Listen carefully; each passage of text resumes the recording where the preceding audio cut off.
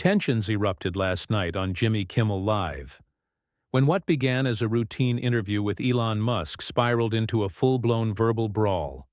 With barbs exchanged and egos bruised, the billionaire found himself under fire, live and unfiltered. Before we dive in, tell us where you're watching from and hit that subscribe button for more explosive stories like this. Last night's episode of Jimmy Kimmel Live was anything but the usual string of awkward jokes, celebrity plugs, and laugh track monologues. What began as a seemingly routine interview with billionaire entrepreneur Elon Musk rapidly spiraled into a fiery, uncomfortable showdown that had the studio audience frozen, unsure whether to clap, laugh, or quietly disappear. By the time it reached its boiling point, even Kimmel's longtime crew looked shaken. And it all began with one smirking question: too far? Jimmy started the segment with his usual forced charisma, tossing out a few light barbs at Musk about Twitter, or X as it's now called, robots, and rockets. Elon, in his characteristically awkward yet calculated way, smiled through it.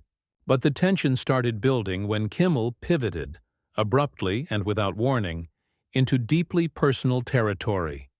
"So, Elon," Jimmy said, grinning with faux amusement, "you're always talking about freedom of speech, and your whole X is a free speech platform shtick. But how free is your speech when it comes to your own child, huh?"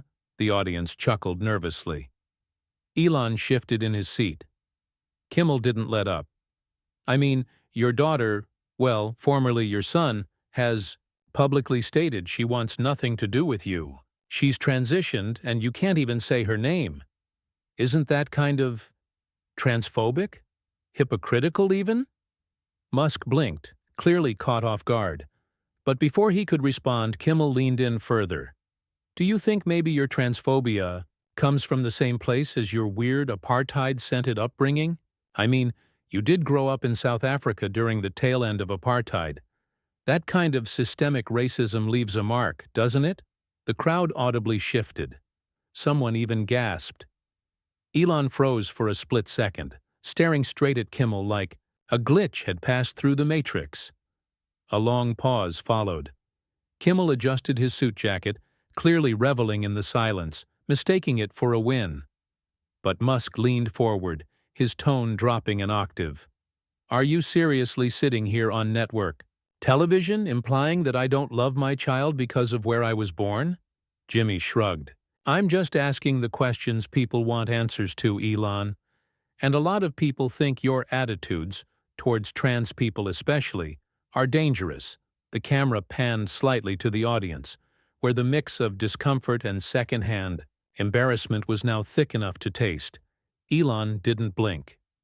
"My child made a decision. I didn't agree with how it was handled, but that doesn't mean I don't care. But the fact that you're using my daughter's gender identity as a prop for a moral high ground says more about you than it does about me." Kimmel opened his mouth to respond, but Elon cut him off, voice still calm, but colder now.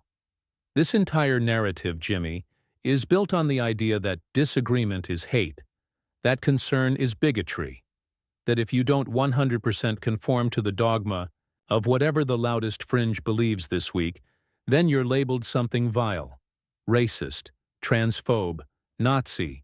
It's lazy. And you're better than lazy." The crowd was silent now, completely unprepared for the turn. Jimmy blinked, trying to recalibrate, but Elon wasn't done. "This woke culture you seem to champion isn't about kindness or empathy. It's about control, social blackmail, performative outrage. You weaponize identity, not to uplift people, but to win applause from strangers and bury dissent." Kimmel tried to lighten the mood with a laugh. "Come on, man, that sounds like a Reddit comment. We're just having a conversation here." But Elon leaned forward, almost whispering now. "No, Jimmy, you're not having a conversation. You're staging a public execution. And I didn't come here to play your game." A few claps scattered from the audience, uncertain and quickly stifled. The air in the studio was electric, unpredictable. Kimmel, clearly shaken but still putting on his best late-night poker face, glanced toward the producers. A bead of sweat trailed his temple, just visible beneath the studio lights. "And yet," he said, forcing a smile, "here you are. Center. Stage." Elon smiled too, but his was real. "Exactly, and I have nothing to hide." Kimmel inhaled, ready to volley back, but then, "Let's talk about woke mind virus, shall we?" Elon said, cutting straight to the core. "Because I think you're a symptom of it, Jimmy, and the world deserves to understand what that actually means." Jimmy opened his mouth to protest, but paused. The billionaire wasn't backing down, and the next words out of his mouth would send a shockwave through the entertainment world and the internet for days. "The woke mind virus," Elon said, slowly, his voice level and cool like he was explaining quantum physics to a child, "isn't about progress. It's not about equality. It's about ideological possession. It punishes thought.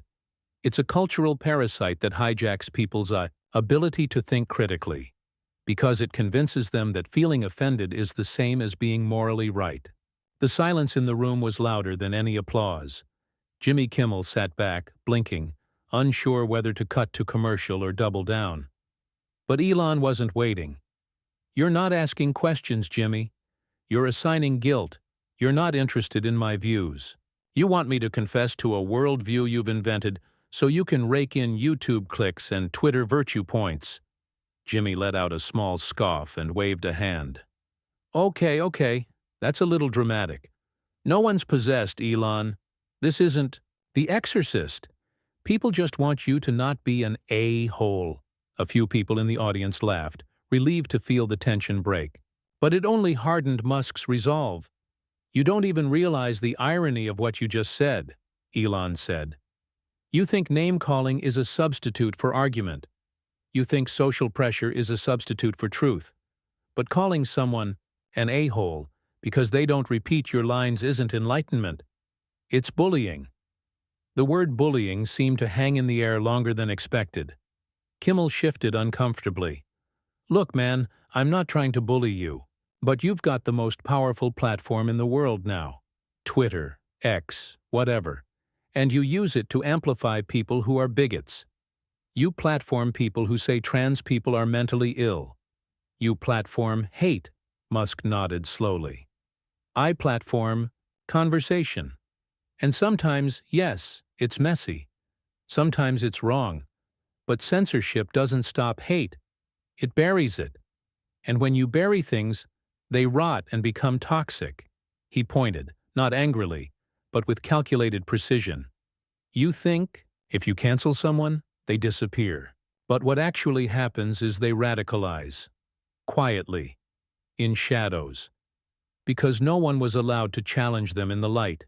Kimmel leaned forward, visibly annoyed now. "So what? You're saying we should just let bigots run wild on social media and call that free speech? That's your grand defense? Let people spread whatever hate they want because you think debate fixes it?" "No," Elon replied. "I'm saying that when you force compliance through shame, fear, and cancellation, you don't convert people. You coerce them. And coerced belief is never real belief. It's just fear with a smiley sticker." Jimmy was flushed now. Jaw tight. "You're dodging the real issue. Your own daughter wants nothing to do with you. She changed her name. She said she doesn't want to be associated with you. Why do you think that is?" Elon paused, and for the first time in the night, there was a visible flicker of pain behind his eyes. "I think she's young. I think she's struggling to find herself. And I think a culture that weaponizes identity politics has convinced her that the only way to be accepted is to cut off anyone who doesn't parrot the exact script." Kimmel didn't let the silence settle. "You're blaming the culture? Come on. This isn't about society. This is your kid." "You," Elon nodded. "Yes, and I'll take responsibility for what I did wrong as a father, but I won't take responsibility for a culture that's told her to hate me simply because I asked questions. simply because I hesitated before celebrating something irreversible. That struck a nerve. A few people in the audience murmured. Jimmy's voice sharpened. So now you're suggesting transitioning is irreversible? That it's dangerous? Do you realize how damaging that is to say on national television? I realize it's complicated, Elon said, which is why silencing the conversation doesn't help. Kids are being taught that disagreement is hate, that questions are violence. That's not progress. That's indoctrination. You sound like a Fox News headline, Jimmy snapped. Elon smiled coldly. And you sound like a BuzzFeed intern trying to stay relevant in 2016. Laughter erupted in the crowd, sudden and sharp. Kimmel's face turned an unhealthy shade of red. You think you're being clever, Jimmy said, voice low. But you're just dancing around your own insecurities. You can't deal with the fact that your own kid thinks you're a monster. Elon leaned forward again, but this time his voice was quieter, steadier. My child may hate me right now, and that breaks my heart. But if I pretended to agree with things I don't believe, just to keep her close, that would be cowardice. Love doesn't mean surrendering your integrity. It means standing by what you believe, even when it costs you. The audience was dead quiet again. Even the camera crew seemed uncertain whether to keep rolling or signal a commercial. Kimmel exhaled, sitting back, suddenly unsure of himself. Elon's words had landed harder than expected, not just with him, but with the room. There was a depth in his tone now that no one had anticipated. It wasn't just defense, it was conviction. But Jimmy wasn't going to let him win the narrative. So what's the message here, Elon? That you're the brave victim of some cultural revolution, because your billions don't buy you public affection. The message, Elon said firmly, is that you don't get to bully people into silence just because you have a platform. And being offended doesn't mean you're right. It just means you're loud. Kimmel opened his mouth to respond, but hesitated. The pause was long, too long. Something had shifted. The control of the conversation had slipped. The audience felt it. The crew felt it. Even Kimmel felt it. And Elon knew it. He sat back in his chair, arms folded, expression calm, almost triumphant. But the night wasn't over, and Kimmel wasn't done. Not yet. He shifted forward, elbows on, his knees, staring Elon down like a man trying to regain control of a car that had already flipped. His smile was gone now, no smirk, no charm, no mask, just tension, maybe even a hint of panic. The crowd had grown unpredictable. The energy of the room, once firmly under Jimmy's command, now teetered on the edge of something raw and uncontainable. All right, Jimmy said, voice low but tight. You want to talk about bravery? Fine, let's talk about it. You keep saying you're standing by your beliefs, not backing down, not surrendering. But from where I'm sitting, it looks a lot like cowardice dressed up as conviction. Elon didn't flinch. Is that right? Yeah, Kimmel said, gaining steam again, words cutting sharper now. You hide behind these terms. Woke mind virus, free speech, integrity, like they're shields. But when people call you out for hurting others, for pushing dangerous rhetoric, you don't take responsibility. You play the victim. That's not brave, Elon. That's deflection. You confuse accountability with compliance, Elon said flatly. They're not the same. Being held accountable means engaging in a debate. Being told to shut up or be canceled? That's coercion. Kimmel leaned in again. Your daughter came out, asked to be seen, to be heard, and you couldn't do the one thing that matters: respect her identity. I've never disrespected her identity, Elon said, eyes hard. I've disagreed with how society has forced it onto her, without room for questions, for doubt, for real support that isn't just affirmation theater. But I've never stopped loving her. Ever. Kimmel raised a brow, cocky again. Funny way of showing love. Publicly denying her name, calling people mentally ill on Twitter, sorry X, and giving a platform to people who think trans rights are a punchline. Musk's jaw tightened. Then he leaned forward, eyes locked. You want to know what I think is funny? That you, a late-night comedian, think you're morally qualified to dissect the most painful relationship in my life in front of an audience. Like it's a skit. You're not here to protect my daughter. You're here to humiliate me, to create a viral moment. And you don't care who you hurt to get it. Kimmel hesitated. The words hit harder than expected. For a moment, his bluster cracked. Then came the retort. But it didn't land as smoothly. I think people deserve to know the truth, Elon. They deserve a truth, Elon said. Not your version of it. And then he stood up. Slowly. Calmly. Not storming off. Not yet, but reclaiming the physical space between them. The shift in energy was undeniable. Jimmy looked up, caught between holding his ground and trying to salvage control of a show that had veered into something far beyond late-night entertainment. Musk's voice softened, but carried weight. You pretend this culture of outrage is noble, that it's about protecting the vulnerable. But it's not. It's about power. You decide who's in and who's out, who's good and who's evil. And if someone doesn't fit neatly into your pre-approved moral code, you don't debate them. You excommunicate them. That's not compassion. That's fanaticism with better branding. A hush spread through the studio. The audience no longer knew what to do. No applause sign could fix the weight hanging in the room now. This was no longer a show. It was a reckoning. Kimmel tried one last pivot. Okay, I think we've had enough of the philosophical TED Talk, Elon. This is still a comedy show. Exactly, Elon said. And yet here we are, peeling through my personal trauma like it's entertainment. Because it makes your side feel superior. Kimmel stood now, clearly rattled. You know what, man? I've had a lot of guests on this show. A lot. And you? You might be the most exhausting. Elon nodded. I can live with that. Jimmy's eyes flicked off stage. The producers were watching silently, unsure what signal to follow. The teleprompter sat blank.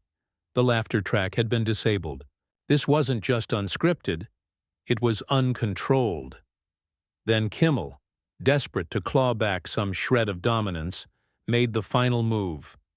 You know what, Elon? I think this interview's over. He gestured toward the side stage, a sharp cut of the hand. Thank you for stopping by. But we're done here. Elon looked around the room slowly. At the frozen audience, the uncomfortable crew, the blinking lights, and finally back at Jimmy. You don't silence people because you're right, he said, quiet but clear. You silence them because you're scared. And with that, he turned and walked off stage, unhurried. No outburst, no dramatic exit, just a simple, powerful act of disengaging from the theater. The cameras stayed on Jimmy for a beat too long. His face said it all. Frustration, confusion, the sinking realization that he hadn't just lost the argument, he'd lost the room. The band didn't play. No joke followed. No cut to commercial. Just silence. Within minutes of airing, the clip was everywhere. Twitter, TikTok, YouTube. Headlines ran wild. Musk dismantles. Kimmel in live interview meltdown. Kimmel accuses. Musk of transphobia. Gets philosophically annihilated. Late night. Host gets schooled on woke culture in real time. People debated, dissected, memed it into oblivion. Some called Musk dangerous. Others called him a genius. Some called Kimmel brave. Others called him a coward. But one thing was certain. No one would forget what happened that night. And no one left the same.